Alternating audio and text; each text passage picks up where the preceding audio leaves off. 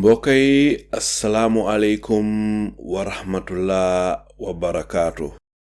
tey la on the 12th October 2023 ñu dal leen indil seen programme bi ngeen xamee ci civic education. mbokk yi tey nag ñoo leen fi amal a special guest.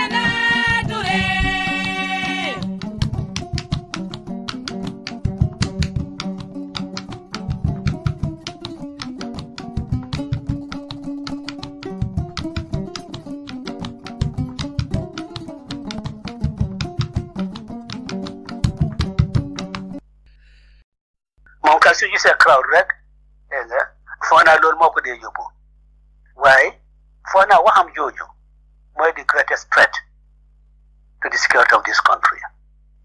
They describe UDP as a threat to national security. Mooy the greatest threat to the security of this country, because anytime suñ xel you turn to I in language dina doon lead to leneen te moom moo ko def man foog naa ni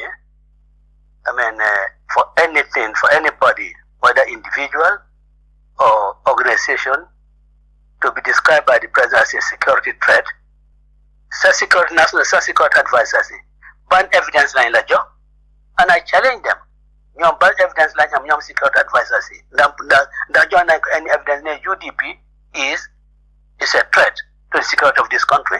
amut dafa gis crowd rek amut lu moo wax rek amut lu moo ŋaaña UDP moo wax loolu waaye tontu nañ ko tontu boo xam ne is measured woon ko ne ñoon dañ am xel.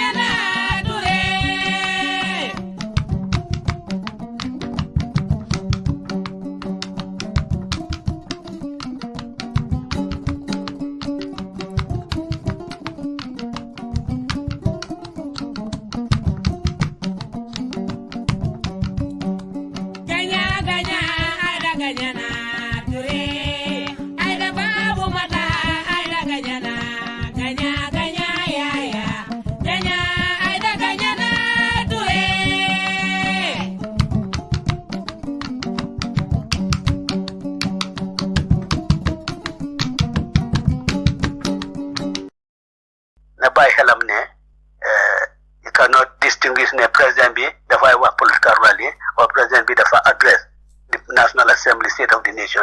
You cannot distinguish that. President su waxi nguur gi la parce que dem di wax ne dem arrest nit xanaa Mama Kandeh mën naa su Mama Kandeh waxee loolu ne naa wax police yi dem def lii dañ ko def nit dina wax kii dafa dof ban doole la am pour wax police nañ dem def lii su seen daa ba waxee ne naa wax police yi ne ñu dem arrest Salieu na waaye kii dafa génn kii xamul li moo wax ban doole la waaye président Adama because yow yaay président soo waxee loolu na am ne loolu it's a presidential statement. It's not a statement boo xam ne you are going on a political occasion waaye lii lañ feel pour realize waaye nag xëy na lii dina ci jànga pour pour ne ëllëg suy waxaat dina seega waxam yi du allow crowd bi carré ko di wax yoo xam ne really kenn sentut ko ci président dara sa li ma yéene sa lii li ma ci dee lifi mooy ne not lim dee waa UDP sax man loolu duma dee trop duma dee worry because I know we know their mentality waaye li ma ci dee worry loo xam dama dee concern mooy ma ne suñ dëkkandoor yi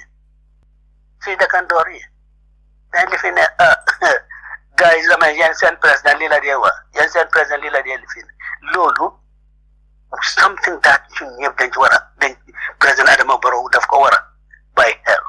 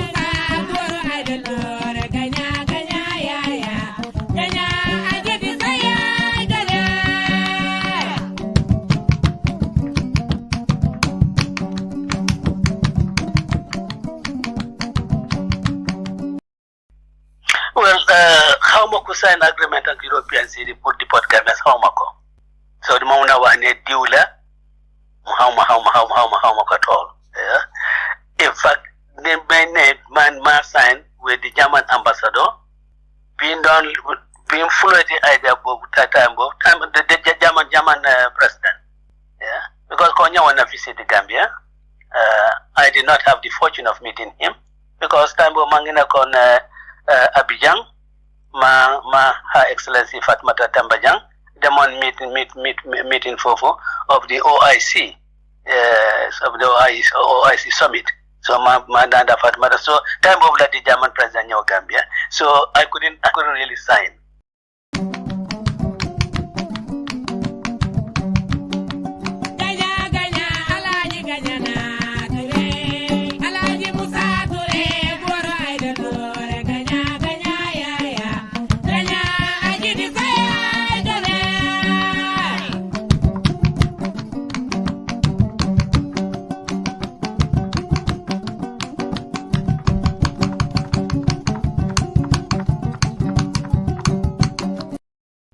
UDP du Mandinka Party te UDP du musa nekk Mandinka Party UDP Party Gambians lañu gis nga this negative propaganda Yaya Jammeh moo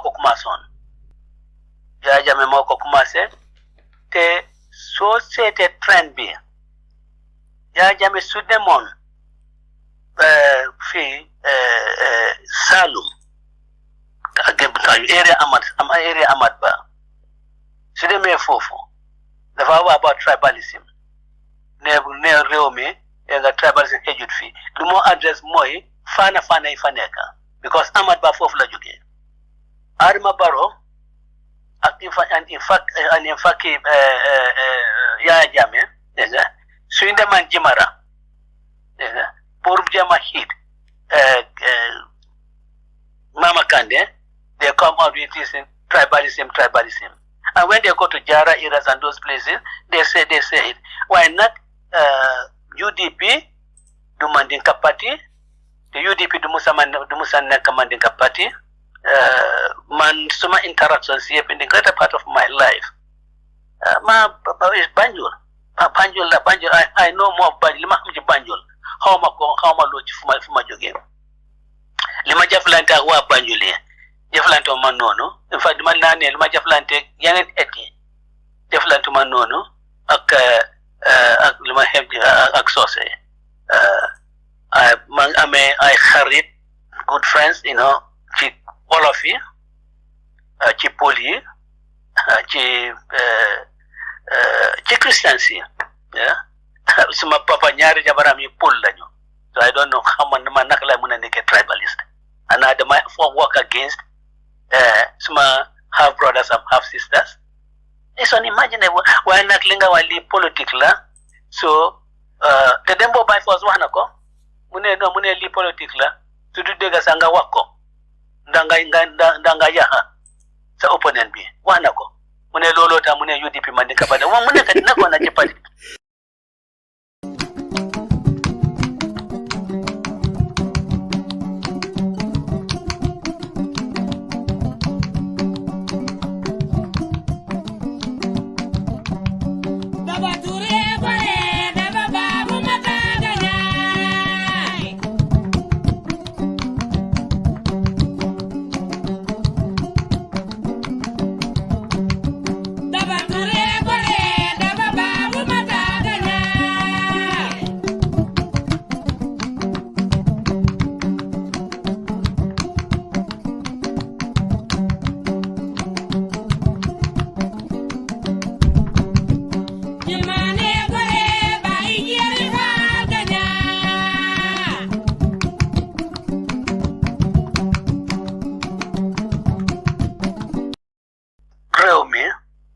It appears Munge slide into becoming a narco state.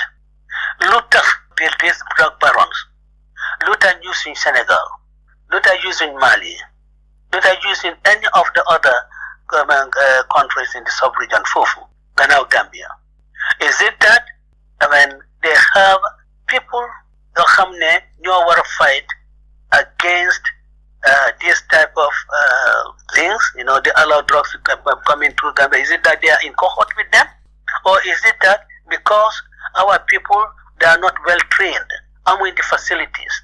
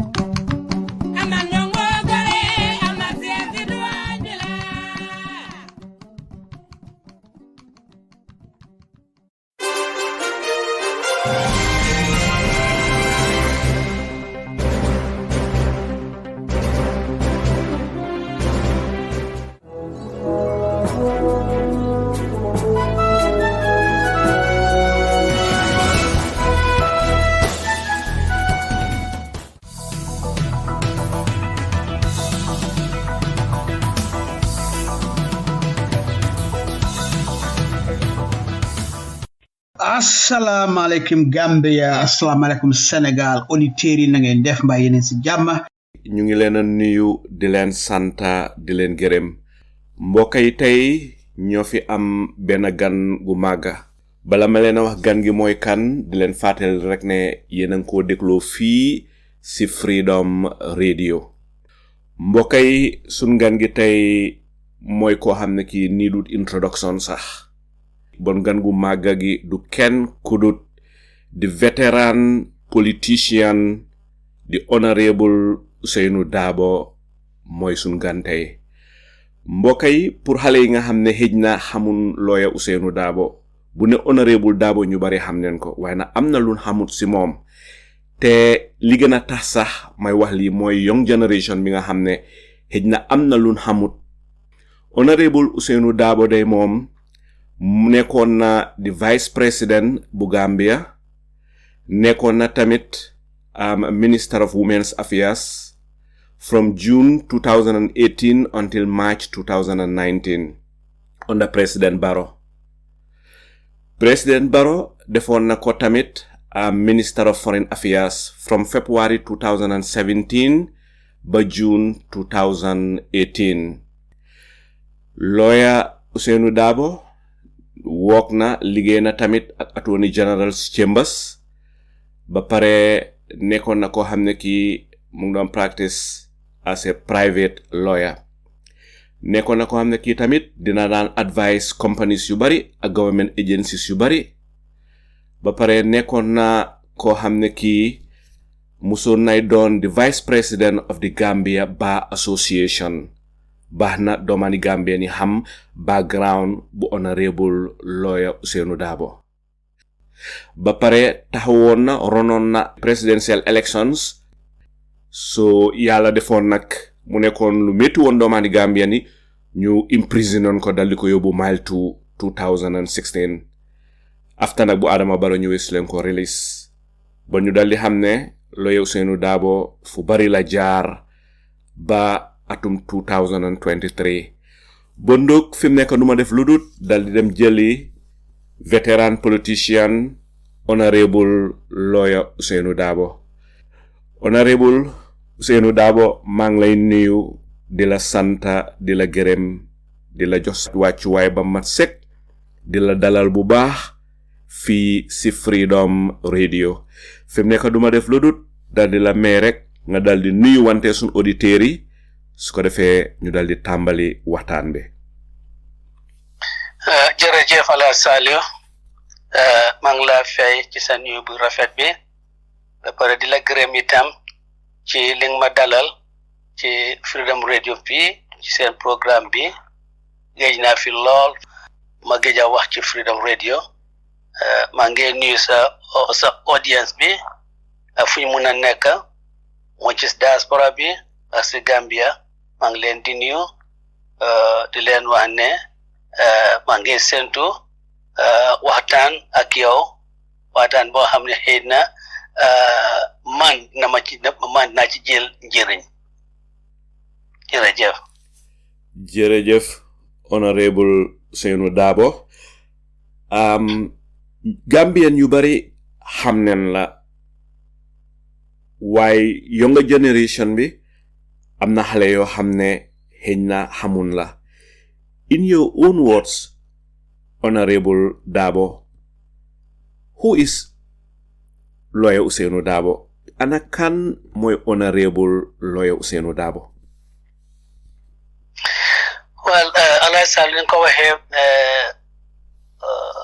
Ousainou Darboe or lawyer Ousainou Darboe or honorable Ousainou Darboe mooy koo xam ne Bansan la judo 1948 jànge Bansan Primary School def common entrance in fact def ñaari examinations benn common entrance ak St. Augustine's entry exams ma def leen pass exams yooyu yëpp so loolu jox ma opportunity pour mun a dem St. Augustine's secondary school time boobu nag pour naka St. Augustine's dafay naka loo xam ne danga ko tiitaroo because jànga bu sell amoon na foofu discipline itam am foofu ma jeexalee foofu after suma GCO levels ma dem Gambia High School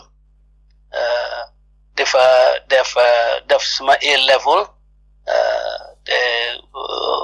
alhamdulillah am fa ay teachers yoo xam ne daal ñoo joxoon seen boppa dédiqué seen boppa pour gis ne daal seen students yi ñu put leen in the right directions ma ngi jël opportunity bi nag because dégg naa ne 5th of October was the teachers day ma ngi jël this opportunity pour thank Dr. Florence Mahoney koo xam ne suma history teacher la am na yenn other teachers foofu waaye Dr. Florence Mahoney impacted a lot on my life and she tutored me in a way boo xam ne my present history at advanced level before the time was due so man ko ci gërëm bu baax and other teachers nga xamne ñoma teachon fofu Jaañ and what Mr. Low yeah len gërëm len that they did a lot pour mold ma pour def ma li ma nekk and from Gambia High School ma proceed to the University of Lagos in Nigeria dem jàng fa law yàlla mema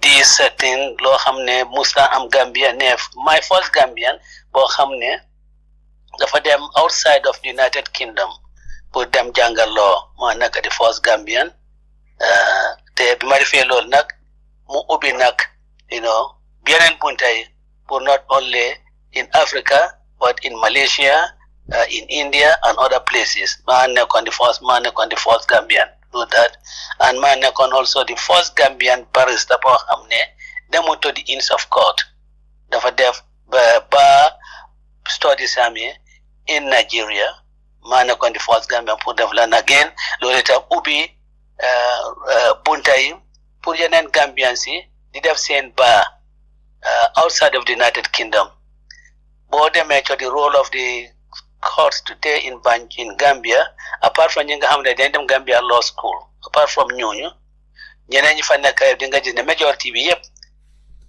from African universities dem ak ñu def seen ba courses in African countries so sant na yàlla ci loolu so di nga ko waxee nag after small law studies ñëw na liggéeyal na Attorney General's Chambers Minister of Justice for 7 years and in 1979 ma resign bokk ci private practice and ci la nekk ba yàlla def mu am ñoo form the party ñu form organisation ñu am yaakaar ci man ñoo jël ma nee naa jiite seen organisation bi muy UDP ci loolu lay nekk benn tey so ci gàttal daal kii mooy Ousainou Darboe li ma wax lawyer Darboe waaye nag li ma dégg naa bëgg mooy ne dama Ousainou Darboe because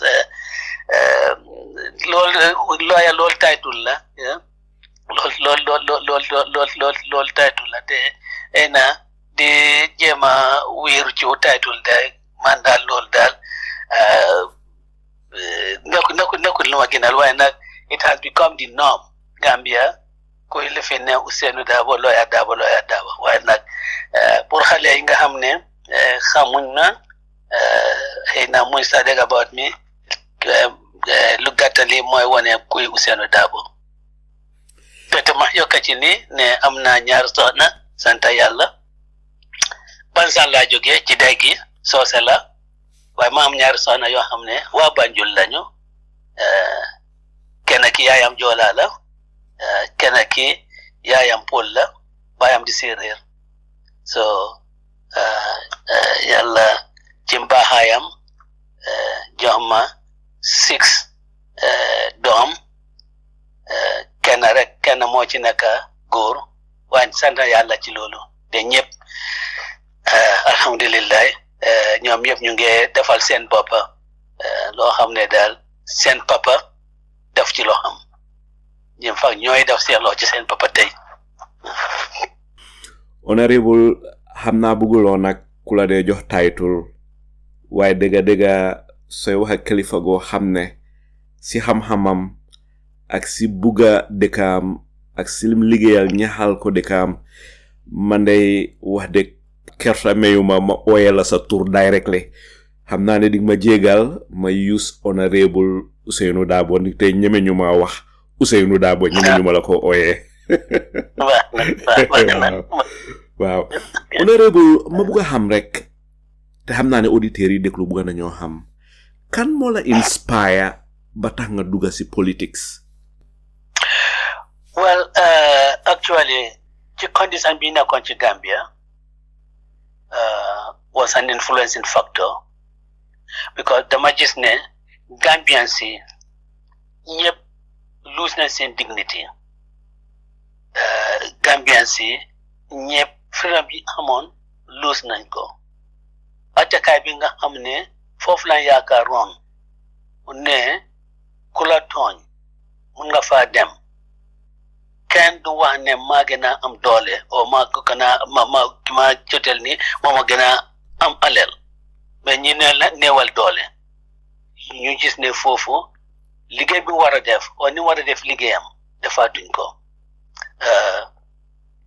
ba pare benn bés ma gisoon ma nekkoon ci suma office Wellington Street ma look across the window ma gis ay kilifa Banjul fa nekk kilifa Banjul I don't mean the city of Banjul waaye Banjul ni ko dee waaye country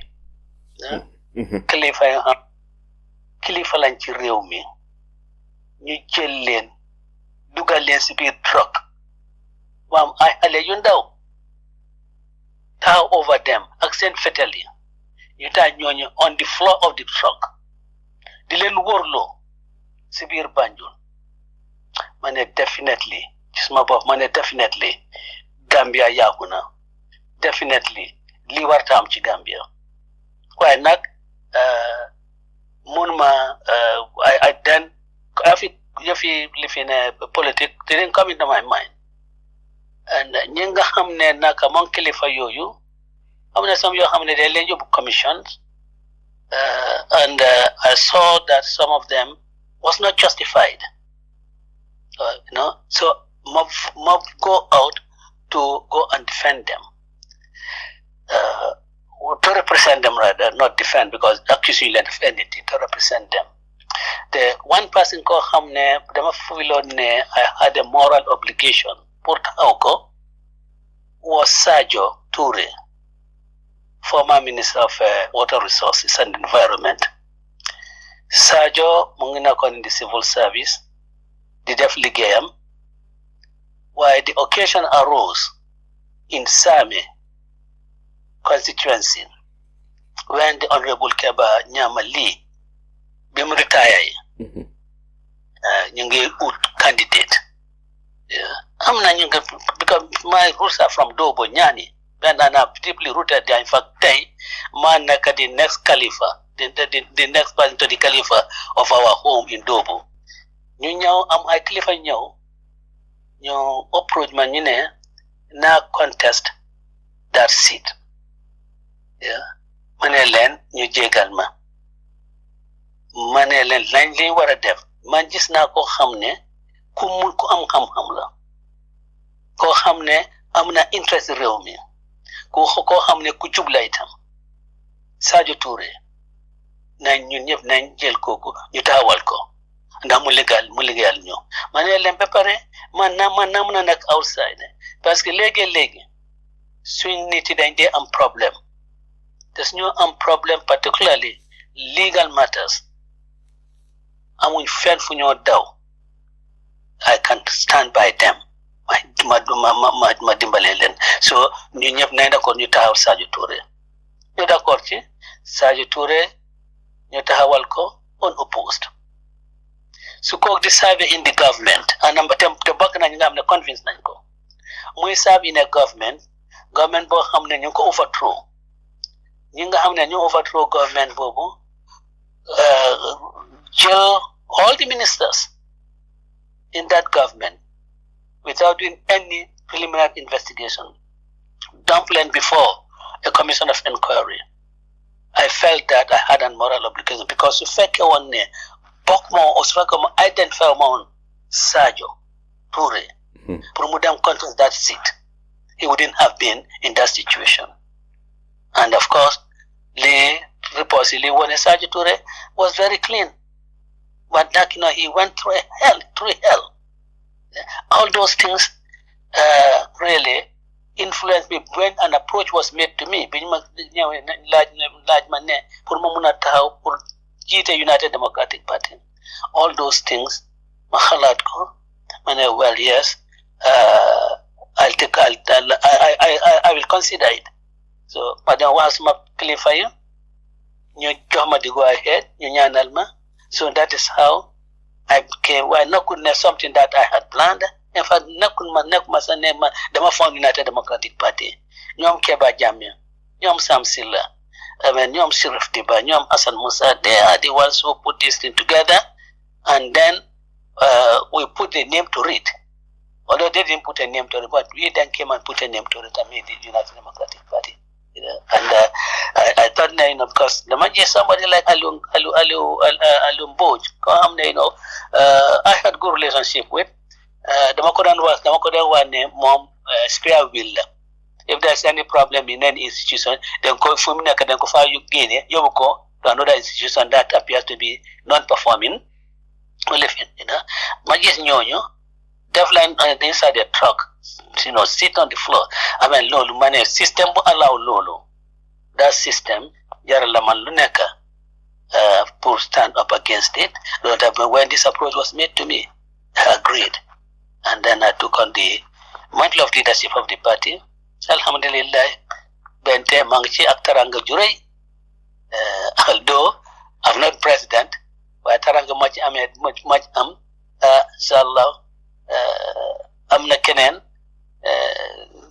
ku bugg a façon taranga boobu amuloo ko so ma ngi gërëm ñi nga xam ne ñoo ma tànn te jox ma place bi.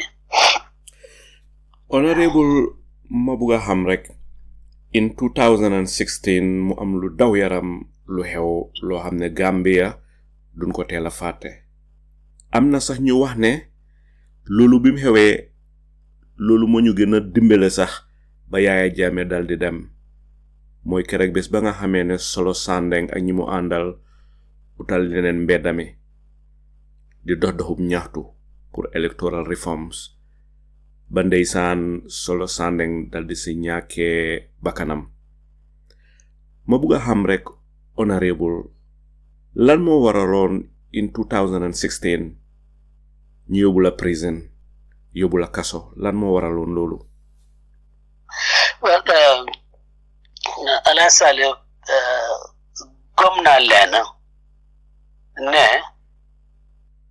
démb réew mu nekk soo defee loo xam ne àndut la loi soo nekku démb doomu réew mi sax képp ko xam ne yaa ngi ci biir Gambia soo defee loo xam ne àndut la loi nguur gi am nañ autorité bi pour ñu arrest la ñu yóbbu la ñu enquête la pour just ndax li nga def ànd na ak loi ndax àndut ak loi waaye gom naa lii tam ne benn nguur amul doole boo xam ne mën ngaa jël anybody muy démb réew mi muy keneen ci biir réew mi yóbbu leen ticatu leen ba ñu dee benn nguur amul doole boobu so li tam a génna mooy lu tax ñu ticatu ci Solo Sandeng tocco ko ba mu dee ko tocco muy leena ñaan pour ñu jox ko ndox pour mu naan ñu bañ koo jox ndox ba mu dee loolu amee mun ma ko stand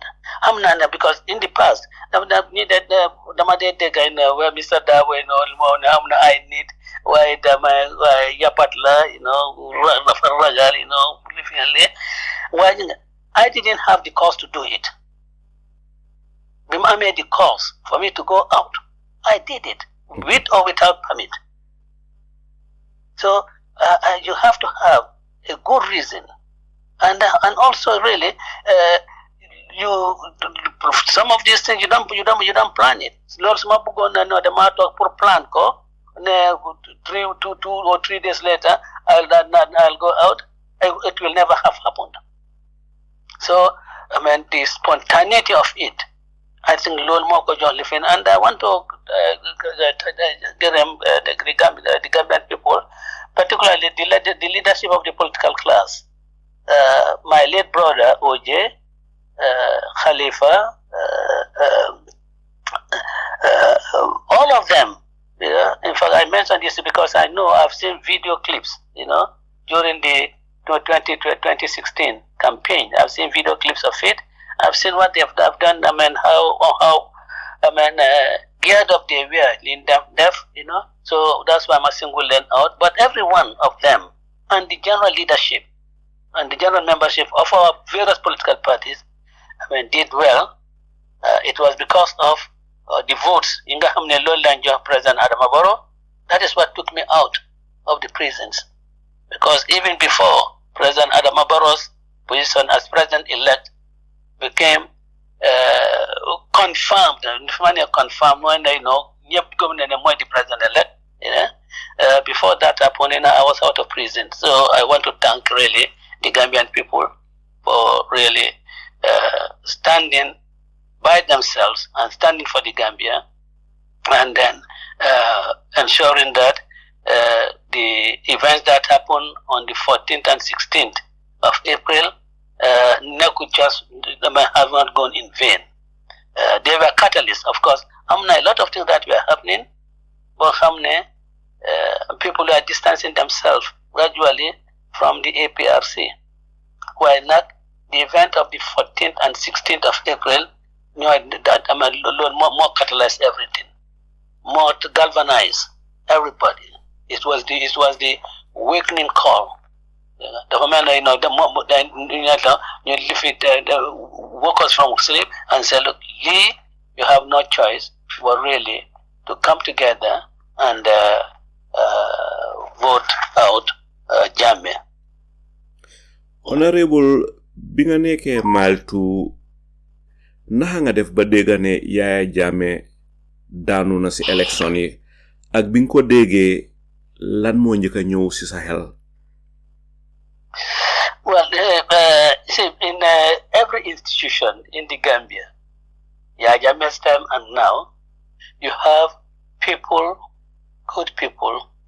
You have people yoo xam ne lii xew ci réew mi bugguñ ko, waaye nag ci situation bi nekk mënuñoo taxaw publicly pour ne I object to this.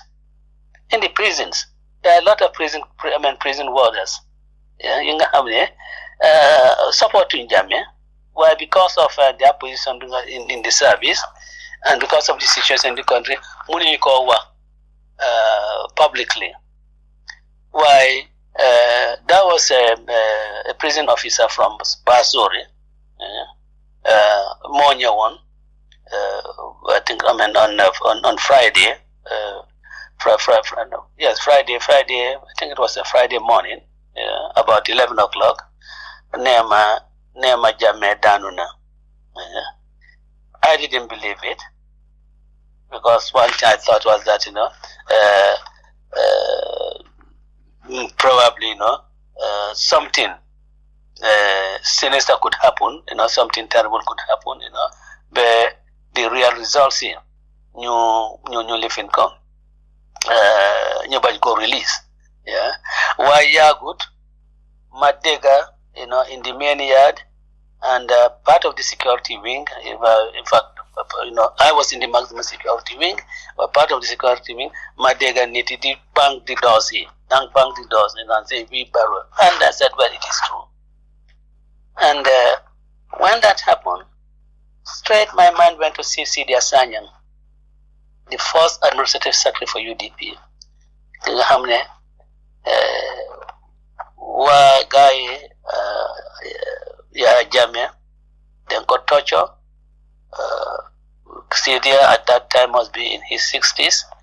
Dama Barami, and then my mind also went to Solo Sandeng. Well, he did not live to see Limbuga, to see Yaya Jammeh out. Why Yala Defnako? As my mind them to many other people who are part of the struggle. And then Sumarongon, told the road, my daughter joy. It was joy of sadness in that some of the people, particularly Solos, and who gave up their life, and others who were tortured at the NIA torture chambers here, and left the country, are not with us physically to really celebrate this day. And I was also happy that at least what they stood for, or what they wanted, Yalla, Nangunyan, Nyanis, efforts of our people, definitely not in vain. So I was happy with that. So it was a tears of joy and tears of sorrow together. Yes. Ndeysaan.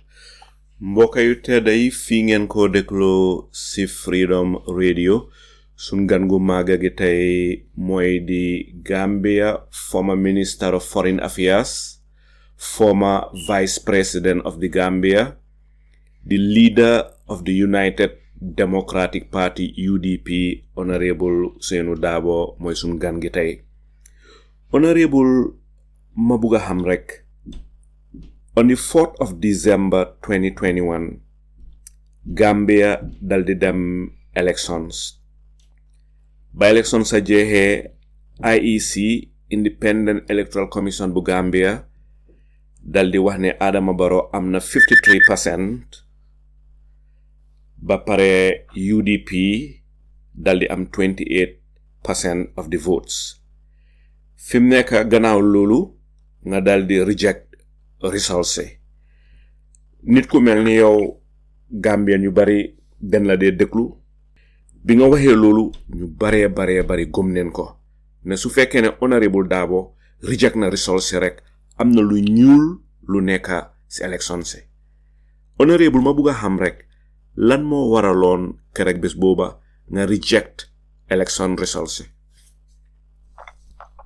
Well, dama reject election results not because of what other contestants do, lose nga, or you have lost. I don't agree. No. So his rejection was evidence-based. So muna fatleko da mun nga déglu Mr. Silla ci benn interview mu ne ñoom dinañ win and xam nañ soosa lañ ko wax ne te la nga lo nga menke ñun xam nañ lañ lay def, and he even floated a figure that loolu xam ne lan la ñoo bin bay.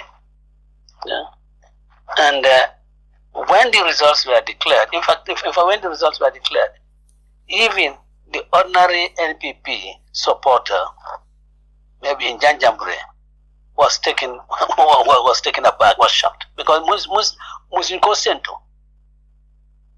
And of course, what went wrong, we saw it, and we collated the evidence. Registration commencing before the time. Some people are registered at 7 o'clock, 7:30 a.m. Some people were registered 5:30 p.m. Some of them 8 p.m. in various places.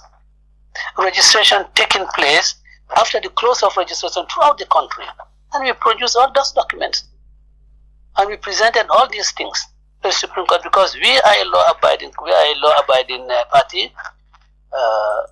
That is what we've been taught, that whatever you do, let it be within the confines of the law. Do your rejection, but don't go into the streets. And that is why I appeal to the Lolota Manyan, Ndaw Yimanelen, Yubalen Ma, Yudam Sen, Nyubi. Because I'm not about Chinyon, Yohamne Amangun Jabarsa, Yanamangun Jaker. So, there are certain situations, if you do not handle it with tact and care, it becomes regrettable to encourage you for the rest of your life. So, Monele Nibile, because Limabuga Majislen, a young one, see, you am saying Sohana, you am saying Jaker, you am I down.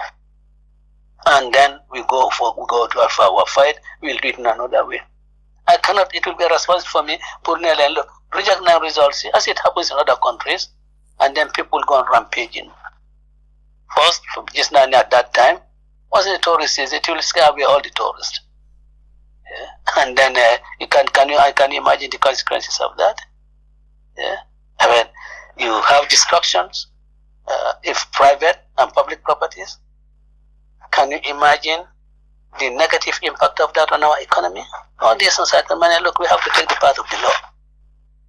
We have to go to the courts. And we gather also our evidence, we went to the court, and then the court said, we will not hear you. We lend the glue.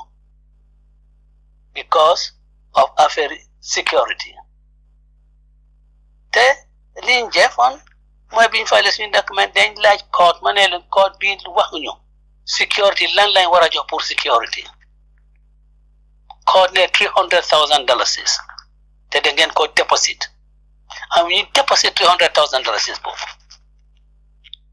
In the other party, being called on deaf, they were not served.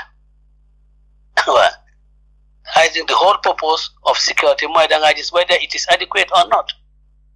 Lema fogon nail lola code one of the respondents. But are you not happy with the amount of security provided? And then you can review it. If they said not, you can review it. Because the comment, it was not an issue of not providing security. It was provided, and Chief Justice Mojoy ordered it. When you turn around, they will not hear it. Because the other party was not served.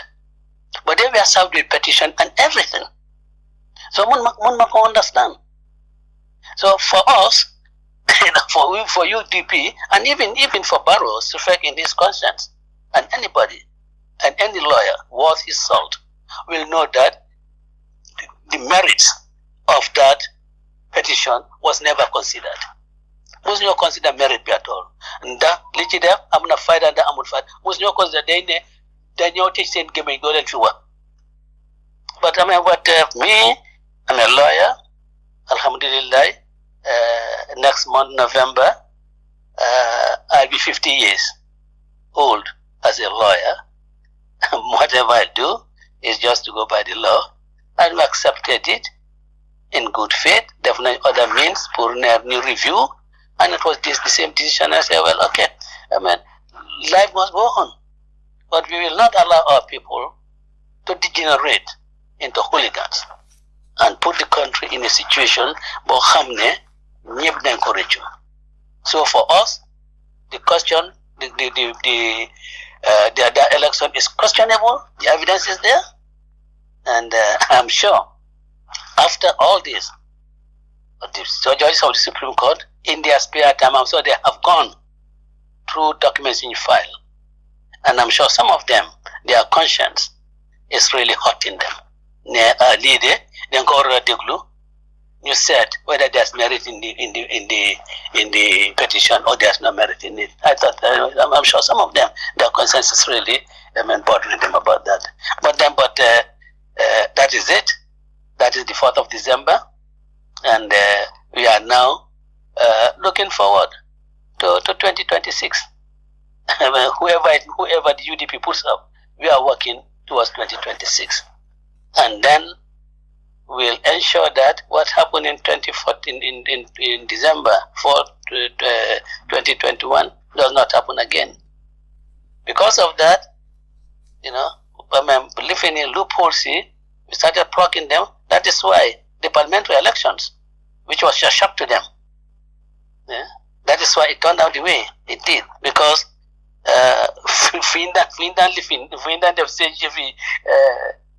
underhand DLC, then teach, and then it was replicated in the local government elections. So alhamdulillah, we are working towards 2026 with utmost caution and making sure that everything is in order. And hopefully, even before 2026, the Gambians will be informed about the fraud. They will see the extent and the magnitude of the fraud in the last elections. It will not be a petition, but they will see it. Honorable Mabuga xam rek te du ñàkk suñ auditeurs yi déglu bugga nañoo xam nguuri Adama Barrow gi bi mu ñëwee ees yaa ngi si doon saaf ñun ñu bari kontaanoo nen gisoon nen ne ku mel ni Honorable Ousainou Darboe nga xam ne moom suñu start UDP la Adama Barrow daanaka si daaram ji fa la tarbiyoo ba ñëw nekk président ñu bari gisee woon nen ko ne dëgga yow leen war a jox di crédit ñu bari gisee woon nen ko ne ku buggoon Adama Barrow nga te du ñàkk yaa ngi ko bugga ba léegi ba tax jamono yee déggoon nen sax nga wax ne Adama Barrow is to us as Moses was to Israel.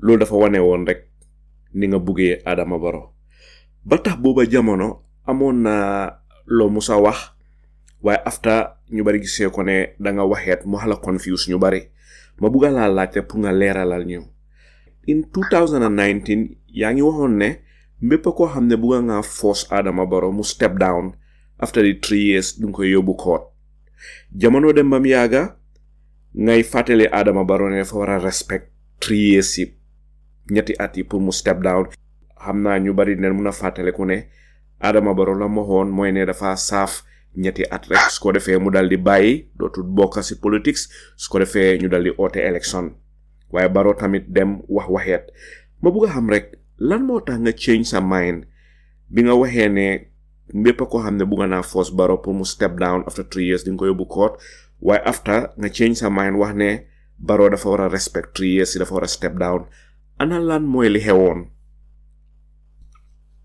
Well, I don't think then you know that change of my way. Let me just say one thing first. You know, my young mentioned Barrow, the Madugal government, and be Ligak, Mom. Alhamdulillah, ma put this on record. You know, Gerem Rakuchilo, later my appointment as Minister of Foreign Affairs, and then subsequently as Vice President. Mankoche Gerem te Yakarnani. Lima war def nako and when I held those two offices the government def na lo xamne isil na rew mi lorange yakar na ne lima def yep moy promote rew mi gis ne dal Gambia bi mbuga ñom façon Gambia bobu degala bin gay bin defé coalition B. Man, I was in prison. So documents, magis, there was nothing in any of the documents you hamne. Then Adama Barrow, the Fawara served for 3 years. Muwaja. Just my Ben document bochi defin. According to the Constitution. According to the Constitution, the president is elected for a period of 5 years unless something happens before the end of that 5 years. One did not cause a vacancy in the office of the president. And one of them is resignation. The resignation must be voluntary resignation. It's not a forced resignation. The money must magis document be. Why Sumakuma one document be? Then you just say, yes, there's this one sign. I'm prepared to go to court to challenge the constitutionality of that agreement. Because one not have any agreement that offends the constitution. You want to put the country on a good constitutional order, on a good constitutional footing. So those start off by really deviating from the prescriptions and stipulations of the Constitution. You cannot start doing that. Yeah? Of course, if he wanted to resign on his own voluntarily, fine. But to say that no, this agreement compels you to resign, if anybody produces that, I'll take it to court and challenge its constitutionality. And I'm speaking as a lawyer, and as just I've said of Manglawane, next month I'll be 50 years in the bar. Alhamdulillah, half a century. And at the time I was saying that, I was some 40-something years at the bar. Does anybody expect me to say anything? Law Hamne is not in consonance with the Constitution. Yes, subsequently, the party met. And the party met, notwithstanding my own views. Notwithstanding my own views, they hold on to the 3 year. The 3 year promise, and they predicate that on the pronouncements of Adama Barrow himself. Ne, mom then elect Purmusa for 3 years. At the end of the 3 years, the fire watcher, them back to his business, supervise elections, and hand over the government to whoever wins. They were taking him on that, and I was on my 5-year thing. But our party is a democratic party. What the party says take precedence over what I say. I'm just the leader. I'm just primus inter pares. Damanaka go hamne my Damalen jite wa ma nyom em. Chikadu manyo kunaka ci party ci executive manyo ma im ci kadu so munuma impose ma papa on them to say okay lila ne and the majesty na lolo was a major announcement to make manga is my own personal view ne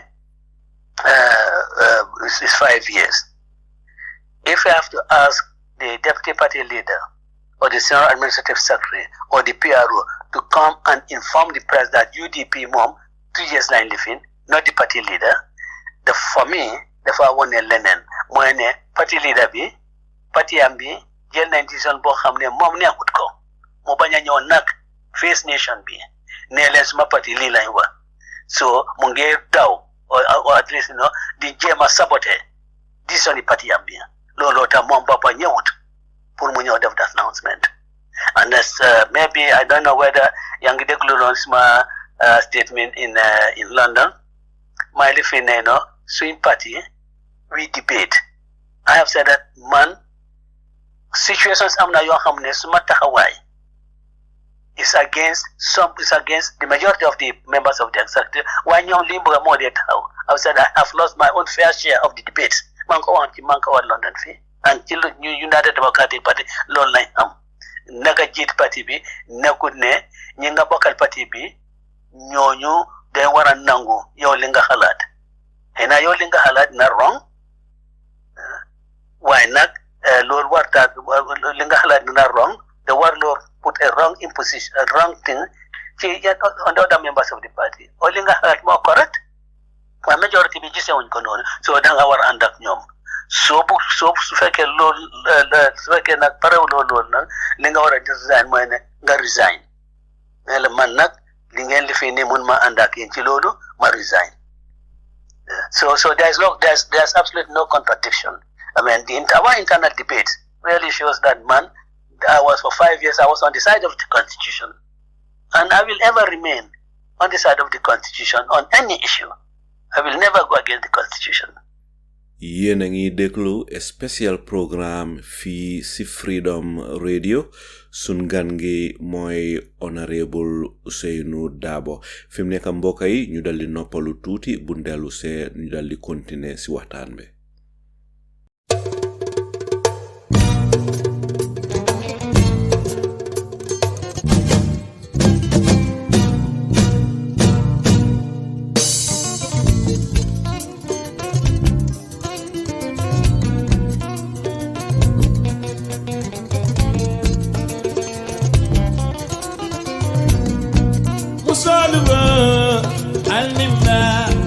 Gambia muzolo dunale benedai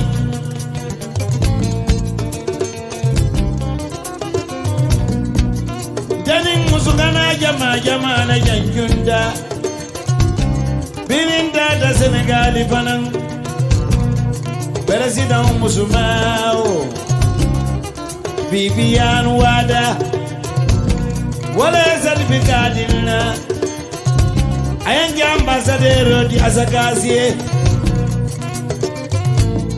Umar Bala Kapomolo wayo Azakaz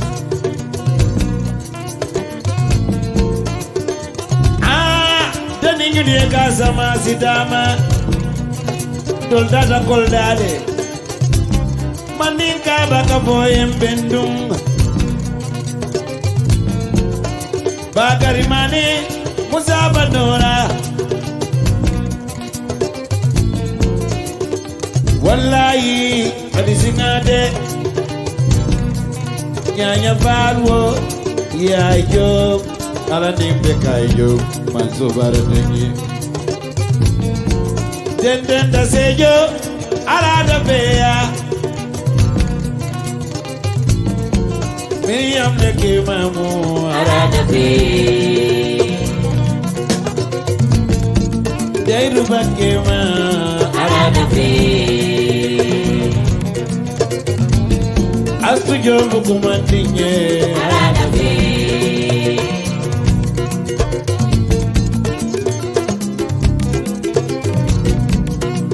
Sate la kabo embunyao Bada la kabo ala lizil kuna dendenda bindole karfuru jarume kabu fulale mbenu nadada binjona Ministroya Ministre de la Jeunesse la Ministre Nyimbe sababu Musa Kuyate Saibo la Ministre Birimbo da binjona Dada Sigelso Sara hulle foro samba kabu Ala sanja iterimau Ala nike bute sise Awa bayi Bayi soga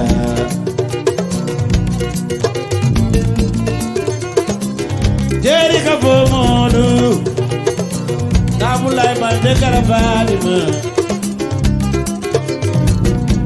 Induna benganama Aisa kombe Wali yabe jambankunda Wali balero nila Awandi mpati terima Aisa kombe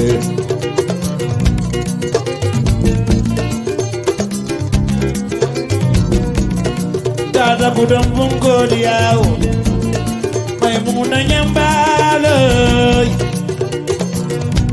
Toko batu songo Dei pati terima o songo teni Jari kamara Dada jibanat Ai Numo kamara samin tella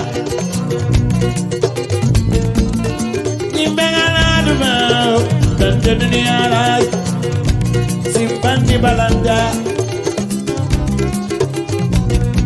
Ibu jallo di jallo pula Lamini baring kundang golu Lamini jallo Biring abade dada gireji Wallahi lamini jallo Jallo muso di mau Sumara muso ke mau Tante dunia na Tentanta bindo Simpan di birasu Sejo saya ya simpan di Arifinoli yang punya deh Abdul Qadri Tabung anadu Alni mudara Tentanta bindo deh Wallahi dada jana malar Wali yente benule Sisa ngada bani muri Momoru sise bakau janaba Dada saru jale bala kusa kumande Bao Tabayo Jali bante kina nada bayo soda Biringo soda du Bakau komani Suso dienzo Wadula be suso jumadema ami Jali ba musuma ma hore tero suso soda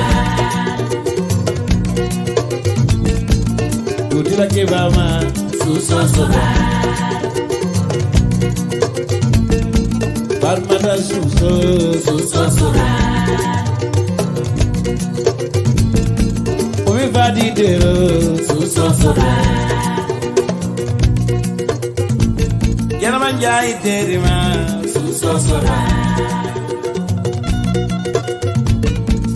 Nyara suso soda Wallayo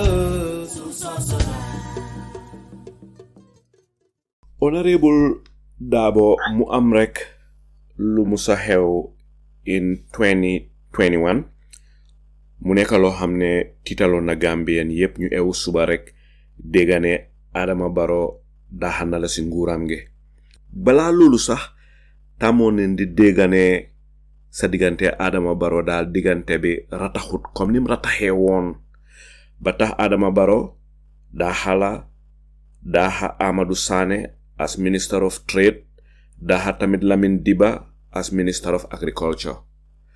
Honorable Darboe, ma bëgg xam rek te xam naa ne Gambien yi déglu auditeurs yi déglu yi bëgg nañoo xam ana lan mooy li xewoon ba tax Adama Barrow génnee la yow ak Amadou Sane ak Lamin Diba.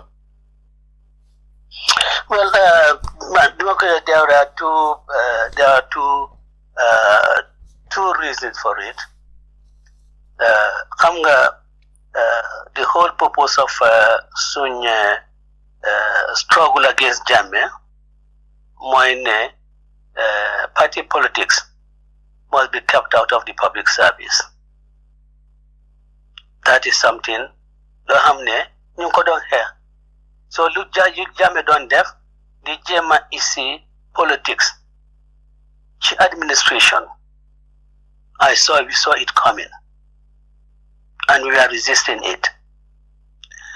I tell you, some of these governors. Yeah, there was one particular governor, Neka, on the campaign trail for the National Assembly elections. Lamin Diba just go, Neko, yo, you are a governor, civil servant girl. You shouldn't be here. Leave political party activity. You must go back to your third division, that of Salieu. Cook them nak report matter about the president. The president didn't take kindly to it, and of course, why he didn't take kindly to it became clear. And this same person again, there was events at the UDP political bureau. Mudam fofo, Lamin Diba just come yo, and I'm the local government minister. Yo, feed the suppliers. You are a civil servant. You are not supposed to be here. Demal back to your region. Demal's office got them the gay fofo, and he came there because on that day, deputy party leader be Lamin Diba, then someone on.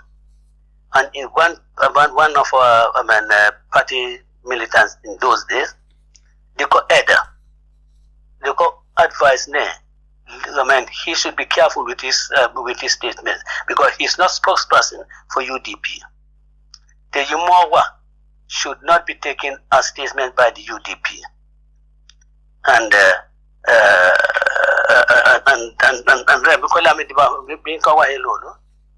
these two people left there. They went to Adama. Well, these people, and I had occasion to meet at Adama. Manako, you are trying to protect your integrity. That particular gentleman, is very much against your interest. Is tainting you. Manako already. National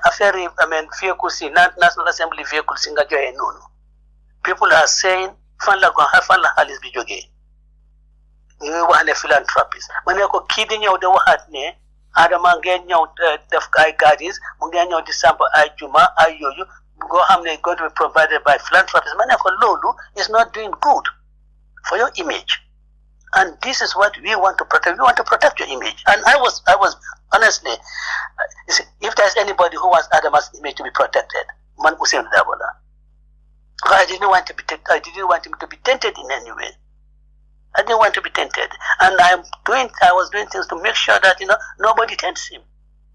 And I even in a public line, I made a public pronouncement. One time, nañ leen moytu ñi nga xam ne ñun ñoo jegeñ Adama Barrow nañ leen moytu de buñ ko tilimal because yeneen commission mën nañ fee am that time Jammeh commission was yeneen commission si mën nañ fee am nañ leen mandu nañ leen xam dañoo def nañ leen xam dañoo wax ndax ba ma xale bi buñ ko tilimal waaye xam nga man maay wax loolu with that good faith waaye ndekete am na leneen loo xam ne was happening te lu doon happen mooy there was like to build a party within a party looloo tax all those people governors yooyu they behave in that way, and of course when I stood at our Congress think 2018. You know, I think December 2018. UDP does not recognize any youth movement other than UDP youth movement. That didn't go down well with President Barrow because then you don't live in, the Barrow, the Barrow youth movement for development. I don't know. I can't recall the name. That low would go. You know, my focus on my work that is assigned to me as vice president, and then in the evenings, the weekends, I might focus on UDP. Yeah, and of course there was attempt purne UDP, UDP. Things happen in Brikama. Congress people try to break in, try to force their plane, and then hijack United Democratic Party, and they were unable to do so. They tried to penetrate our Congress. People who do not belong to, who are not registered voters in constituencies in constituencies in the Greater Banjul area, gave them delegate tags, and we threw all of them out. And I was there, Manelen, the Congress. Manel, look, Lamin Cham cannot be nominated as part of the executive because he is a civil servant. Manelen Wudej Site cannot be nominated as part of the executive because he is a civil servant. I knew that there were people who are really trying to build up a new party. Yeah? I knew that they were trying to build up a new party. But when I said, look, you cannot be part of our executive, but I know some other person who was in that group trying to build up a new party because he does not belong. He was not part of the civil service, and once he was nominated, her nomination was taken, and she was voted in as part of our executive. But these things really hurt Barrow.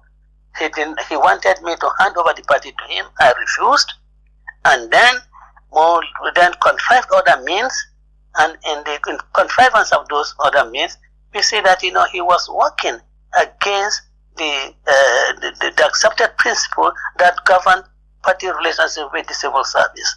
So, in short, we don't use civil service to promote a party agenda, or at least to promote an agenda that was leading to the formation of a party. So this is it. I wouldn't hand over UDP to him. He said, "Well, you are not playing ball, so go." I said, "Alhamdulillah, if I did anything wrong, in my work, Lord na don naka gaji bure pour man, dan naka gaji bure pour sama njaboti. Te limade moytu at bente ma ko moytu, moy alhamdulillah, not only suma domi, why I'm not smart city. Some of them, university graduates like. It will be too much for me psychologically and emotionally. Nyonyo Degane, saying mom has been involved in something very untoward, has been involved in dissipating state resources and so forth. Lord Mankonyan Yalla, Mayala Jublu, the first Chichi directions. So, he took me out of government because I refused to hand over UDP to him. And of course, I also resisted that civil servants must remain civil servants. You cannot be a civil servant and then be doing party politics. I resisted because what's the use of voting against Yahya Jammeh? If Yahya Jammeh was doing the same thing, we said it shouldn't happen. Everything that Yahya Jammeh was doing, we start seeing it happening. So that shouldn't happen. Yeah. So you cannot get rid of Ousainou Darboe unless you get or you have to also get rid of Diba and Sani. And Diba, you could terminate his appointment when he was in mission in Niamey. Can you imagine? So all the credentials that he had became zero. He was just any other Gambian in a foreign country. He was just not a state minister. And even before this happened, we know that because of this Lamin Diba Limudong Handule, some of these governors, he was going to be dismissed. They had the information that he was going to be dismissed, and I called Ramon Sane, Maneko, okay, this is the information I have. The Fabuga dismissed Ibrahim Lamin Diba. If he dismisses Lamin Diba, both of us will resign, and we agreed on that. We agreed on that. Yeah. Am na ñu bari gisee neen ko ne yow yaa create Adama Barrow, yow yaa defar Adama Barrow, yow yaa tabax Adama Barrow ba Adama Barrow mun a nekk président tey. Waaw ñun ñi nag ñu bari gisee neen ko ne bon yow leen war a blame ndi te yow yaa create Adama Barrow. Ñi nga xam ne ñu ngi wax lii yow lan mooy sa tontu jëmale ko si ñoom. Well, ma leen di tontu mooy ne Adama Barrow certainly United Democratic Party ñun moom lañ adoptoon as our presidential candidate, and then moom lañ presentoon to the convention for selection as the presidential independent candidate. Waaye nag Adama Barrow resigned from UDP. He resigned from UDP, and then all other parties joined in making him president. It was not only UDP. All other parties joined in making UDP, in making president. No, not as my dear new one, Darboe Mohan, swing parola. Yes, you campaign, swing parola, all of us. All the parties came to Munad Nailolo. Swing parola one. Being the man, Nakatu Baro Ken, Nakabaro Papam. And let me say, de walo ni Malian Job Baro. So Malay Warable Malian Job Baro. Gengisne, Mane, Bugad Mabaro, Baro Bahud, Dangan Mawara Topanak. You gain a Chibaro. So you are genuinely convinced about the fact ne Man Malian Job Baro. So Malian Job Baro, Mama Gena Chibaro, your law father. I asked them that question. Law father.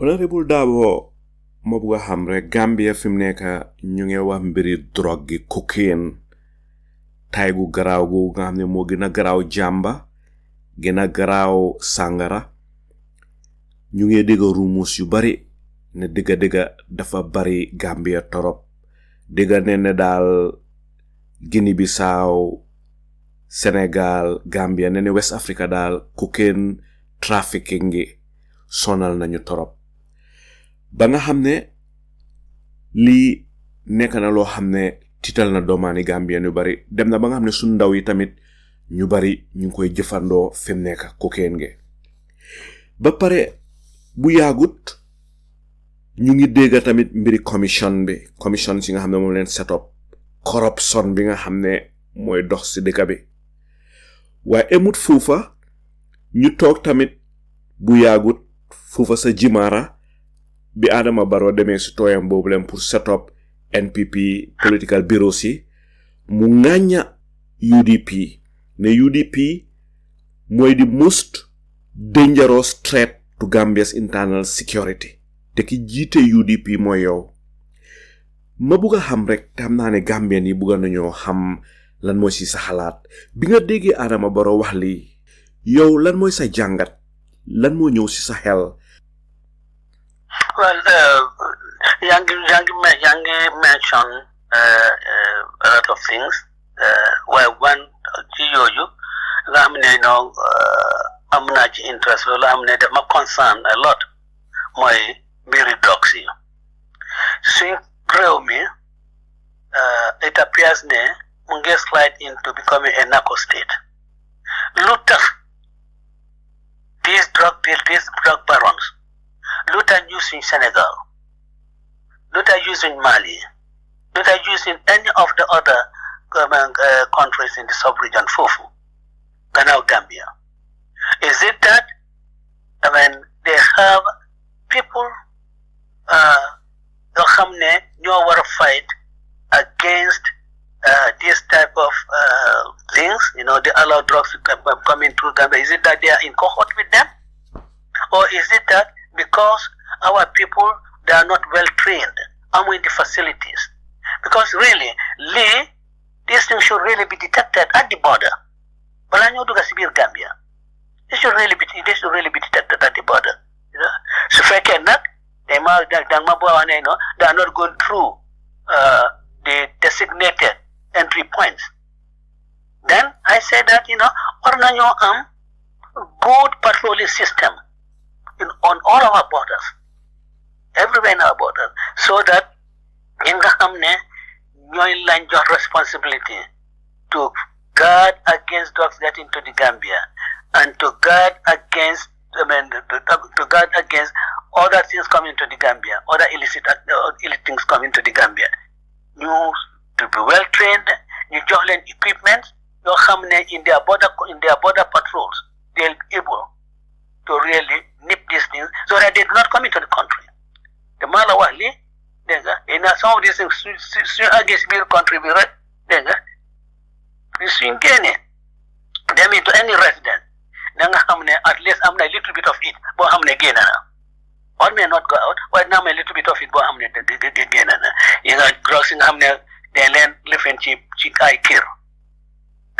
I'm so nekkuñ for just 1 week. They must have been there for some time. So some of them must have gone out. So that is putting our nation and the integrity of our nation, as a drug-resistant country, is putting it into issue. That really Gambia is now being used as a transit for drug barons, which is not good for our country, and it therefore breed criminality, therefore breed a lot of things you have there. It's not good for the country. It's not good for the security of the country. In fact, those are the security threats in our country. And lolu mo isima ci li Adama Barrow man yana daw de foog ne Adama Barrow daf de jékki-jékki rek lifin daf de jékki-jékki rek xam naka lañ ko dee wax ci wolof ñu ne dégg ma wala te déggal ina dégg ma day ne li soosé dee wax bara nga jékki nga jos jóg rek was without considering it. Maadum maanaam mooy jafuur nit kuy topp rek di wax. Topp rek di wax waaw. Ba pare don't consider president whatever capacity you are talking. If you are addressing state issues, even if you are addressing political rallies, sa wax li ngay wax danga ko war a peese danga ko war a sega bu baax pour nga xam ne lii de su ma ko waxee mun na lead to these consequences or mun naa jur lii waaye dama baro moom li finut loolu moom ka su gisee crowd rek dégg nga foo naa loolu moo ko dee yóbbu waaye foo naa waxam jooju mooy the greatest threat to the security of this country. They describe UDP as a threat to national security, more the greatest threat to the security of this country. Because in saying hell, you turn to I in language that don't lead to learning. The more codef. Man for nani, for anything, for anybody, whether individual or organization, to be described by the president as a security threat, national security advisors, ban evidence line la job, and I challenge them. Nyom ban evidence line nyom security advisors. Da join any evidence that UDP is a threat to the security of this country. Amut. Dafa gis crowd rek amut lu mo wax rek amut lu mo ngaña UDP mo wax lolu waaye tontu nañ ko tont boo xam ne is measured woon ko ne ñoon dañ am xel dañ yar ci suñu ci kaddu dañ yar ci suñu defin te liñ ko bugg a remind mooy neen na bàyyi xelam ne you cannot distinguish ne président bi dafay wax political rally or président bi dafa address the National Assembly State of the Nation. You cannot distinguish that. President su waxee nguur gi la parce que dem di wax ne dem arrest nit xanaa Mama Kandeh mën naa su Mama Kandeh waxee loolu ne naa wax police yi dem def lii dañ ko def nit dina wax kii dafa dof ban doole la am pour wax police nañ dem ne ñu dem arrest alay Salieu alay Salieu na waaye kii dafa gént kii xamul li moo wax ban doole la waaye président Adama because yow yaay président soo waxee loolu na xam ne loolu it's a presidential statement it's not a statement boo xam ne you are going on a political occasion waaye lii lañ feel pour realize waaye nag xëy na lii dina ci jànga pour ne ëllëg suy waxaat dina seega waxam yi du allow crowd bi carré ko di wax yoo xam ne really kenn sentut ko ci président dara sa li ma yenn sa lii li ma ci dee lifi mooy ne not lim dee waa UDP sax man loolu duma dee trouble duma dee worry because I know we know their mentality waaye li ma ci dee worry loo xam dama dee concern mooy ma ne suñ dëkkandoor yi dañ lifi ne gars yi dama yéen seen président lii la dee wax yéen seen président lii la dee lifi loolu something that ñun ñëpp dañ ci war a dañ président Adama Barrow daf ko war a bàyyi xel ne our neighbors are watching him they are listening to him and te ñu noo defee loolu ñu ngi ko peese te man nag man daa fa ne man and other Gambians ñoo am right pour wax suñu président bi li nga def ni correct li nga def ni waaye bu ma beneen citizen beneen country di jéem a wax anything di jéem ci suma président boo xam ne is demeaning man mun naa ko wax not demeaning waaye mun naa ko defe ne la suma président bi daal li mu wax ni daal is not correct waaw te li ma wax daal mooy ne in future I think ne moom dina bàyyi xelam trop ci li moo wax.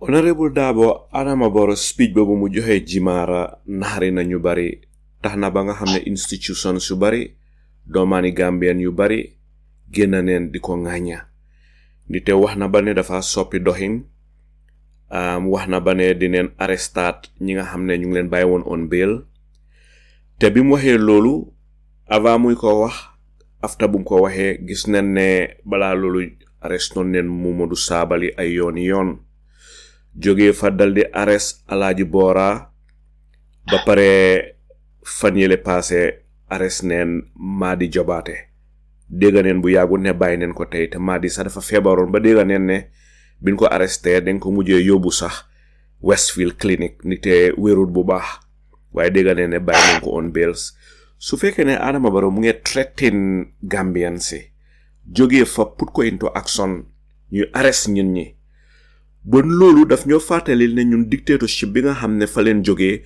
dafa mel ni fa la ñoo dellu ma bugg a xam rek Honorable Darboe naa nga gisee arrest yi nga xam ne moom la ñoo arrest nit ñi in Gambia ku mel ni Momodou Sabally ñoom Alaaji Boora ñoom Bakary Mankajang ak Madi Jobaate nit am na doomaani Gambien yu wax ne lii dafa mel ni Adama Barrow is sliding into being a dictator am na ñu wax ne sax déedéet nekku ne dictator la utali de léegi Barrow is a full-fledged dictator la ba pare am na ñuy wax loolu ma bugg a xam rek lan mooy sa gis-gis si li ma wax. Well, li nga wax ne d'accord naa ko in fact ma press conference bi nga xam ne loolu la ñoo jël offense at am nga ci press conference ma ne Barrow mu ngi slide into dictatorship because mu ngi ñu wax ne luwa yi nga xam ne yoo fi nekk ci jamono yaa Jammeh luwa yooyu ñu ngi fi doole bi yaa Jammeh amoon doole boobu mu ngi ko yore ma ne nag kii mu ngi slide into dictatorship loolu moo naqari waa NPP ñu ne damay saaga waaye man saaguma Barrow te dama saaga Barrow waaye this is reality te soo gisee suñ press conference bi suñ press release bi ñu ne UDP duñ allow this country to go back into those dark days of the dictatorship. We have said ne li nga xam ne ris nañ ko fii with our bare hands amuñ dara amuñ paaka amuñ xeet dara ñu stand up fii against Yaya Jammeh with all the arms and all the things that arsenals in the armory in their armories. We stood up against that and defeated the tyranny. We will do the same thing with bare hand, with determination to really defeat any attempt to reconstitute the dictatorship in the Gambia. And this is our primary duty as a party. And I think this is the primary duty of any party that believes in democracy warna in the Gambia. That believes in democracy and rule of law warna in the Gambia. Yes. And the gains of 16th of the gains of December 1st, 2016. The gains should not be squandered. One should all stand up and take the same stand. Nobody is saying that you go violent, but we say that we must resist it. We should not allow it to happen. And it is in the interest of Adama Barrow to see that we do not go back to the dark days of the Jammeh regime. Because if you do, those are going to be shot on us everywhere. And I think the police should really not allow themselves to be used as pawns in this matter. I see a video circulating, William Ruto telling the police that look, keep out of matters political. And all these things are matters political. And then you call the thing as being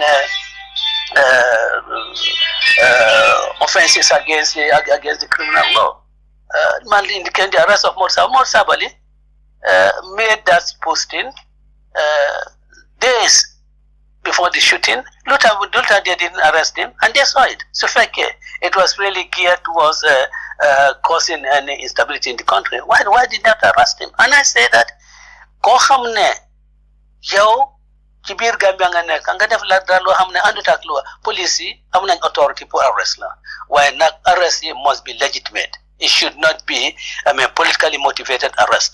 Mod Sabali so ci sañu arrest ko Rambo Jata more release audio ne then war arrest Mod Sabali then war arrest Wilfo Sonko then war arrest Diu ci lañ arrest Mod Sabali. And previous to that am na person benn jànqa benn lady ñu ne kooku dafa saaga Barrow so ñu arrest ko waaye soo gisee kooku tam ñu arrest ko because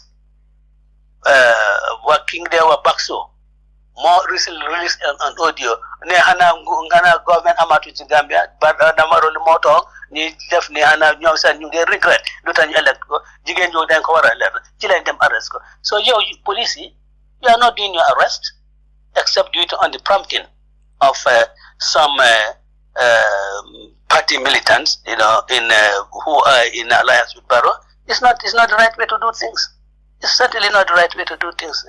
This is what you have fought against for 22 years, and you can see that they were the architects, the pillars of the tyranny of the last 27 years, are now influencing decisions in the current government.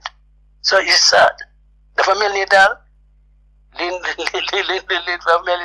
they don't fight for is not happy. It's certainly not. It's not that taking root. And so the fair year, the issue press releases. How many times are you going to do this? How many times have you been saying this? President Adama Barrow was something, or government was something. The def something. The issue press releases. The Jema referral. Mirye.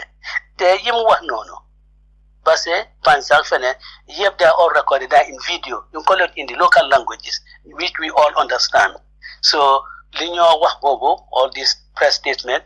I mean they're just really being disingenuous and really not living up to the truth. Honorable Darboe mabuga xam rek in 2018 mu am lu xew loo xam ne doomaani Gambia ni ñu ngi si doon wax lu bari. There was a rumors ñun ñu fu nekk ñuy wax ñu ne time bi nga nekkee si nguuri Adama Barrow gi yow yaa may faati da ngeen sign an agreement ak Europeans yi pour ñuy deport doomaani Gambia ni back to Gambia te bi Adama Barrow toogee ba léegi ñu ngi gis mass deportation of Gambians from Europe te ñi ñu ngi leen a deport ndeysaan ñeneen ñi ñu fa am ay doom dem neen sama am fa jabar setul ñu war leen a indi amun liggéey amun fu ndëkka loolu daal stress na leen bu baax stress seeni family si fi mu nekk am na ñu wax ne déedéet lawyer Ousainou Darboe honorable Ousainou Darboe signut loolu de waaye nag xam nga fi politics léeg-léeg am ñoo xam ne for political reasons dañoo politicize something spread rumor bi pour tarnish the image of the politician for their own political gains ma bëgg a xam ndax di nga mën a use this platform pour leeralal suñ auditeurs yi ak doomaani Gambian yi ana kan moo sign agreement bi ak European yi pour ñuy deport Gambians si well how ma ko sign agreement ak Europeans yi pour deport Gambians how ma ko so di ma mën a wax ne diw la how ma ko tool in fact they man sign with the German ambassador being followed the idea of the German president. Yeah, because Konya wanna visit the Gambia. I did not have the fortune of meeting him because time mangina kon Abidjan, ma Her Excellency Fatmata Tambajang, demon meeting fofo of the OIC, of the OIC summit. So my Nanda Fatmata. So time of the German president in Gambia. So I couldn't really sign. But you float yenen audios, videos was when the EU Commissioner for Development when you want Gambia. In fact, I think it was around Swing Independence anniversary celebrations, and we signed agreements with them, and all those agreements put Timbale Gambia on 15 million euros, and then there was a subsequent 75 million, all for our budget support. So it was not anything dealing with deportation of any Gambian from any part of the world. So I'm going to phone you up and so lead the gala. Guy, the way they want to destroy UDP, the way they want to destroy me, I don't get agreement be. Isiko, one echo, the National Assembly members. I don't think any of them has any document presented to the National Assembly by me as foreign minister, because what if any agreement with any country, you bring it to the National Assembly before it can take effect. Nobody will show you that. So the just turn his image, and lima amoy di dimbale nit wa toroxal nit lol musa nek sama agenda. So Gambians wherever they may be, lelena dimbale fofu, that is what I will do. While lulena toroxal lolu I never do that. Waaye ma bëgg la laaj rek xam nga politics léeg-léeg ñeena ñi dañoo jóg rek tuumal nit ne kii tribalist la wala kii tribe bi la bokka pour bëgg ñun ñi hate ko wala ñun ñi marginalize ko.